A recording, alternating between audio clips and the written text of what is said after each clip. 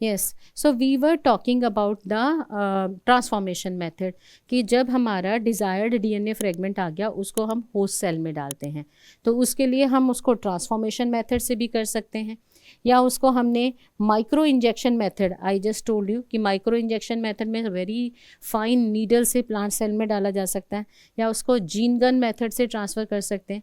एक और मेथड है that is electroporation. So electroporation जैसे हीट शॉक है, इसी तरह से इलेक्ट्रिक इम्पल्सेस दे के इलेक्ट्रिक शॉक से भी उस हाइड्रोफिलिक डीएनए को हम, ये जो hydrophobic cell membrane of bacterial cell या प्लांट सेल या एनिमल सेल, उसमें हम उसको इंसर्ट कर सकते हैं। One more method is Agrobacterium tumefaciens. Agrobacterium tumefaciens एक नेचुरल बैक्टीरिया होता है, और वो क्या करता है कि जहाँ पे भी कट्स हैं, जैसे रूट में है या कहीं पे भी कट होते हैं प्लांट के, तो वो उसमें इंसर्ट हो सकता है।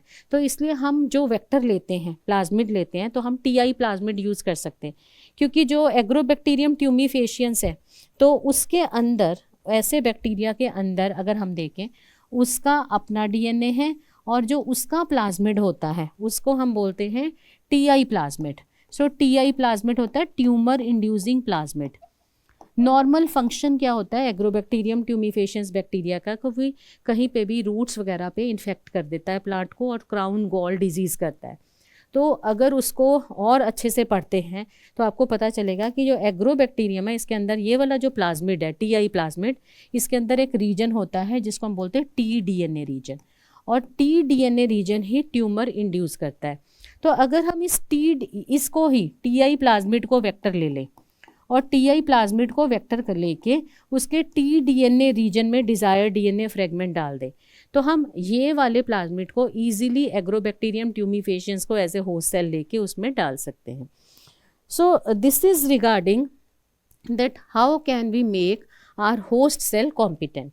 अब दोबारा से एक असेंबली लाइन जो है, step by step, it's a guide to build a genetically modified organism. The first one is isolation of DNA. Second, we cut that DNA with the help of restriction enzyme molecular scissors. Third है उसको amplify करने के लिए number उसका increase करते हैं हम। Then we are using molecular glue, ligate, DNA ligase. Finally, for transformation, we are putting that rDNA into host cell. Then we are culturing it and finally extracting it out. So अब हमारा इसका final process जो second process है, उसमें आने से पहले एक बार फिर से आपको एक चीज़ बताना चाहते हैं कि जब पहला कंडीशन था कि हमें सबसे पहले एक डिज़ायर्ड डीएनए चाहिए था, तो उस डीएनए में हमारा डिज़ायर्ड फ्रेगमेंट छिपा हुआ है। बट वो डिज़ायर्ड डीएनए की जब हम बात करते हैं, isolation of the desired DNA, so in that case हम उस सेल को कहाँ से ले रहे हैं? अगर हम बैक्टीरिया से ले रहे हैं, then we have to treat that cell with enzyme lysozyme. If we are taking it from plants, then we are treating it with cellulase. If we are using fungus, we are treating it with chitinase, क्योंकि उसकी chitin से body बना होता है. Then कोई भी कॉन्टेमिनेंट्स जो होते हैं, ये आपने लैब में भी प्रैक्टिकल में भी किया होगा, तो contaminants they are removed by using ribonuclease. If we are using ribonuclease, then ribonuclease is actually removing RNA. Protease to remove proteins. क्यों हम राइबोन्यूक्लियस और प्रोटीज यूज़ करें? बिकॉज हमें डीएनए चाहिए. We don't want RNA and don't want protein. That's why we are using protease and ribonuclease to remove all these. Then finally when we are adding chilled ethanol, then spooling method जो है उससे हम fine threads आ जाएंगे DNA के. It can be isolated. So ये सबसे पहला step था जब हम कहते हैं isolation of DNA and then cutting with the restriction enzyme. ये सबसे पहला स्टेप है जब हमने आइसोलेशन ऑफ डीएनए किया. सेकेंड स्टेप है cut DNA with the precision. और डीएनए को कट करने के लिए हमने आपको क्या बोला? जो सोर्स डीएनए है, जो यहाँ से निकला है, वो एक्चुअली सोर्स डीएनए है, कि हम सोर्स डीएनए लेते हैं और इधर से वेक्टर डीएनए प्लाज्मिड जैसे लिया हमने, वो टीआई प्लाज्मिड हो सकता है, प्लाज्मिड हो सकता है कोई भी, तो हमने उन दोनों को same exactly same restriction enzyme से कट करना. मतलब अगर हमने इसके लिए इको R1 यूज़ किया है, तो हमें प्लाज्मिड को भी इको R1 से ही कट करना पड़ेगा. सो ऐसा करने से क्या होगा? स्टिकी एंड्स इधर भी प्रोड्यूस होंगे, स्टिकी एंड्स उधर भी प्रोड्यूस होंगे, और वो एक दूसरे के क्या होंगे? कॉम्प्लीमेंट्री. ये इसका बेसिक कॉन्सेप्ट है, बेसिक प्रिंसिपल है कि जो भी हमने मेन डीएनए को कट करना है या प्लाज्मिड डीएनए को कट करना, cut it with the same restriction enzyme so that it can generate complementarity. Then next step एक और है कि एक तो ये क्लोनिंग मेथडोलॉजी से हम डीएनए को एम्पलीफाई कर सकते हैं। We can also clone DNA और amplify DNA with the help of PCR. We all know about this PCR because of in COVID period, all the infections. For that, we were going for testing of RT-PCR. So full form PCR is polymerase chain reaction. What is there? If we are having small amount of DNA, nano amount, pico amount of DNA, it can be amplified to many folds. So here PCR is polymerase chain reaction and this is in vitro.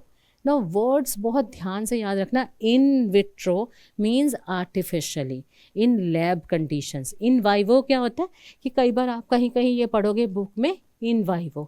in vivo होता है actually original normal condition. in vitro is actually within the body in vivo. in vitro का मतलब होता है artificial conditions. So in polymerase chain reaction, it is an in vitro method to synthesize multiple copies of target DNA. जो भी DNA आप amplify करना चाहते हैं, क्लोन करना चाहते हैं, उसकी बहुत सारी कॉपीज़ बनाते हैं हम. So exponential amplification होता है and it involves 3 basic steps. और उससे हम उसमें 30 टाइम्स अगर हमने उनको किया तो billions of DNA can be produce. So what are the 3 steps? First step आ जाता है इसमें डीनेचुरेशन. सो डीनेचुरेशन में हमारे पास ये डबल स्टैंडर्ड DNA है 5 prime to 3 prime, 3 prime to 5 prime. Denaturation के लिए हमने उसको हीट किया 95 डिग्री सेंटीग्रेड पे. एज अ रिज़ल्ट क्या होगा, ये दोनों स्ट्रैंड्स जो हैं वो सेपरेट हो जाएंगे. सो ये डबल स्टैंडर्ड DNA जो है यहाँ पे थोड़ा सा इसमें ये ऐसे आएगा 5 prime to 3 prime and 3 prime to 5 prime. So double standard DNA जो था वो अब सेपरेट हो गया. Second step is actually annealing. Annealing में क्या है, क्योंकि हमने इसकी कॉपीज़ बनानी है तो DNA रेप्लिकेशन के स्टेप्स आ जाएंगे. That will use DNA primer. So DNA primer का फंक्शन क्या होता है? It will attach at ori site. It recognize the origin of replication site of any of the DNA. So it is also having complementary sequences. Means अगर यहाँ पे A, T, C, C, G है तो primer के sequence क्या होंगे? T, A, G, G, C. So complementary sequence होते हैं इसके to the orai site sequence. So primers they will attach, always remember, at 3 prime end. सो जब वो दोनों सेपरेट हुए सो अनीलिंग में प्राइमर्स अटैच हुए 55 degree centigrade. Again next we need DNA polymerase enzyme ताकि वो DNTPs ATGC को add करवा सके on the basis of principle of complementation. लेकिन यहाँ पे नॉर्मल DNA पॉलीमरेज हम यूज़ नहीं कर सकते because here we are dealing with high temperature. That denaturation at 95, annealing at 55 and extension at 72 degree centigrade. एक नॉर्मल DNA पॉलीमरेज इसको सहन नहीं कर सकता है, can't bear it. For that we isolated DNA polymerase from a bacteria that is thermus aquaticus.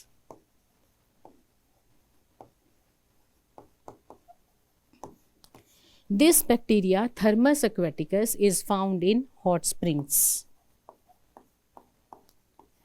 So that's why the DNA polymerase which is present in this Thermus aquaticus, it is thermostable, heat level stable. So उससे क्या होगा, when extension from 2 strands of DNA, 4 strands of DNA will develop because a normal process of DNA replication.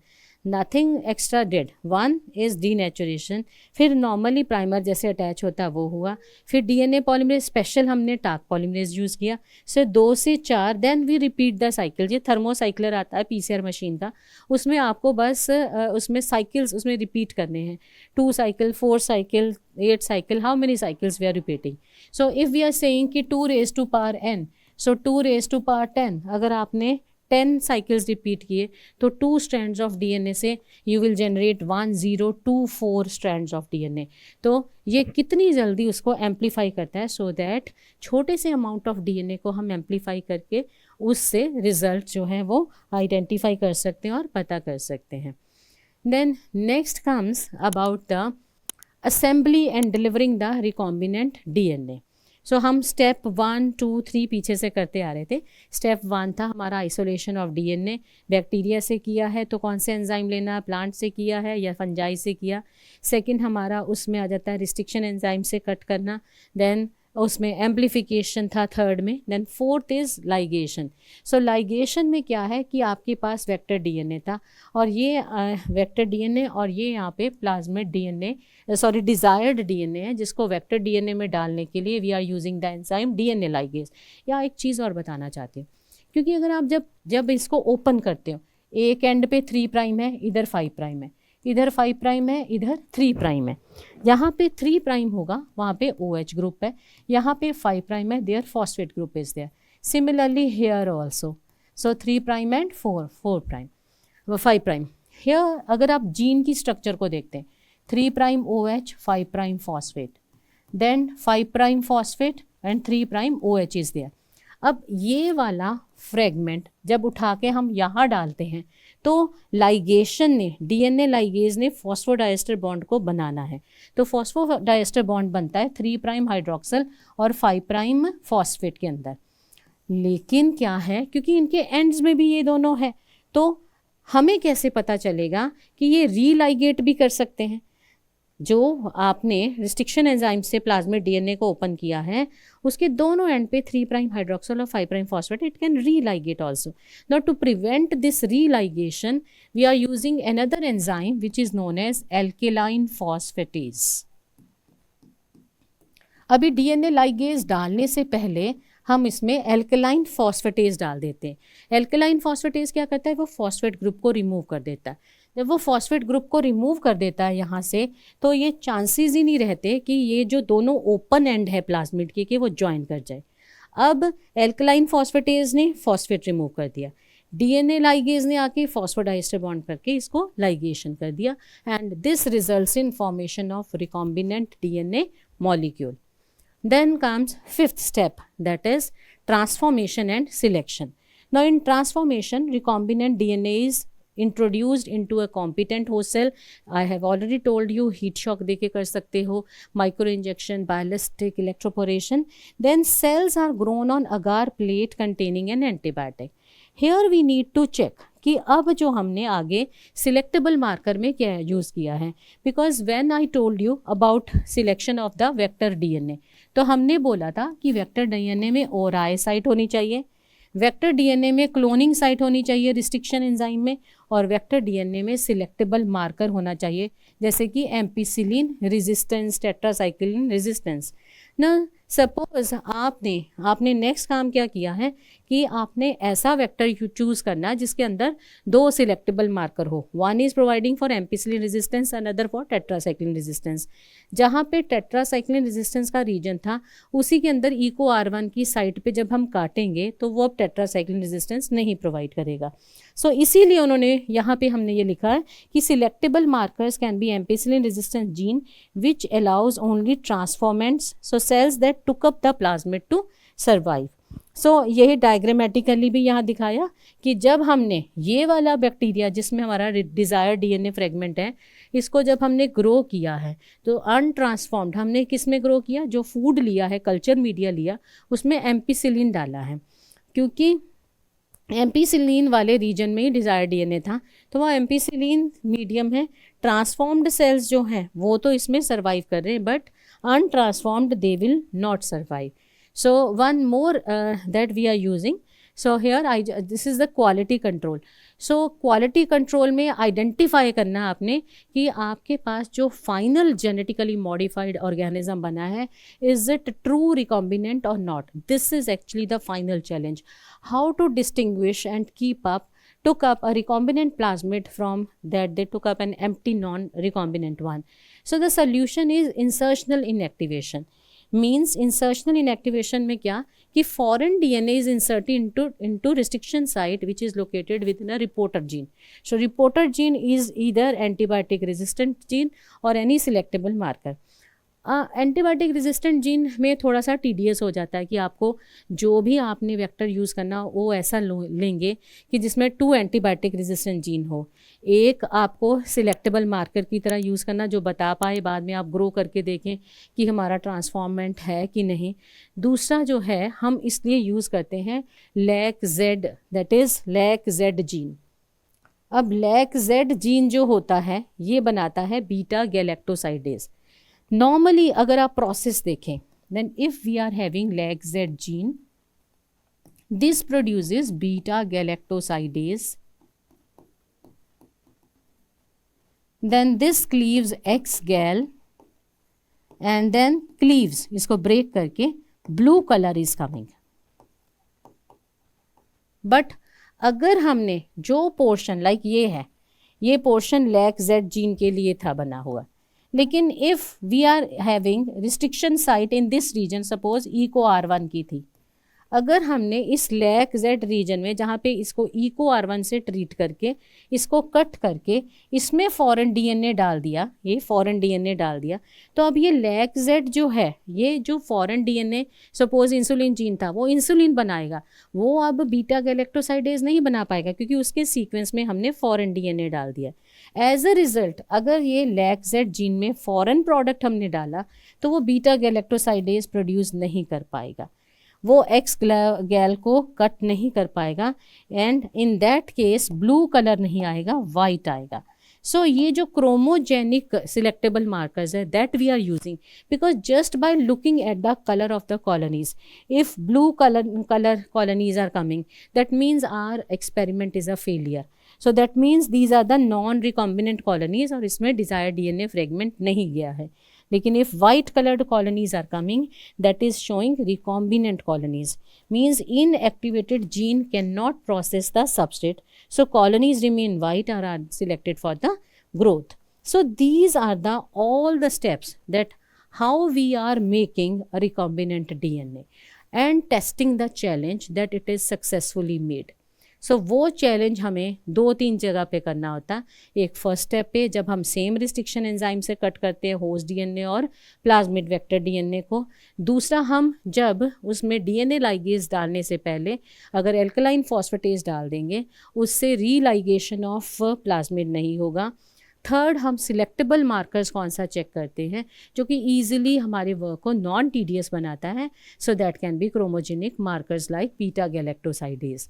Then last step आ जाता है, फिर अब आपने lab conditions में तो बना लिया, स्मॉल अमाउंट में है आपके पास या फिर आप उसको और एम्पलीफाई कर सकते हो बाय यूजिंग पीसीआर। लेकिन if we want to make for the large scale production, बहुत सारे प्रोबायोटिक आपको ड्रिंक्स मिलते हैं, probiotic curd is there, so probiotic products are there, so these are being produced on large scale. So for large scale production we are using bioreactor. So this is bioreactor.